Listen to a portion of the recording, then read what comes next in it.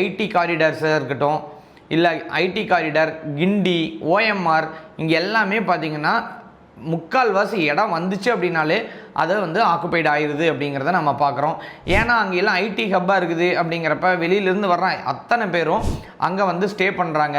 So அதுக்கப்புறம் ஒரு ID start பண்ணுறேன் அப்படின்னா கூட ஸோ அந்த ஏரியாவை தான் ப்ரிஃபரபிளி எடுத்துக்கிறாங்க. அந்த ஏரியாவை சுற்றி இல்லை ஐடி பர்சன்ஸ் உங்களுக்கு நிறைய கிடைப்பாங்க. இந்த கம்பெனிலேருந்து இந்த கம்பெனி சேஞ்ச் ஓவராக இருக்கிறது, அப்புறம் இன்னொரு கம்பெனி மாறுறதா இருக்கட்டும், அங்கே நியர்பையாக இருக்கிறதுனால அங்கே தான் இருப்பாங்க.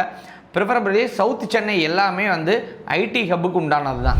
சரி, இந்த ஆஃபீஸ் மார்க்கெட்டாக இருக்கட்டும், இல்லை ரெசிடென்சியல் மார்க்கெட்டாக இருக்கட்டும், இதெல்லாம் ஏன் வந்து ஒரு க்ரோத் ரேட் அட்டன் பண்ணிக்கிட்டே இருக்குது? அதுவும் பிகாஸ் சென்னையில் மட்டும் ஏன் ஆல் ஓவர் இந்தியாவே டவுனில் இருக்குது, ஏன் சென்னை மட்டும் அப்டேட்டில் இருக்குது அப்படின்னு ரீசன்ஸ் பார்த்தா, ஃபஸ்ட்டு ஒன்று மெட்ரோவோட எக்ஸ்பேன்ஷன், ரெண்டாவது ஐடி காரிடர் சூப்பர் க்ரோத்தில் இருக்குது. அதுலேயும் மிக குறிப்பாக சொல்லணுன்னா சோழிங்கநல்லூர், நாவலூர், துறைப்பாக்கம் இதெல்லாம் வந்து பக்காவான க்ரோத்தில் இருக்குது.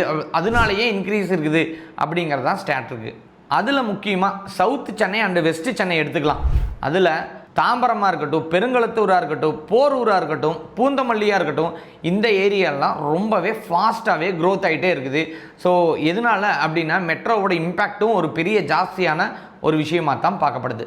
இப்போ இதெல்லாமே மார்க்கெட்டோட க்ரோத் எல்லாமே பார்த்துட்டோம்.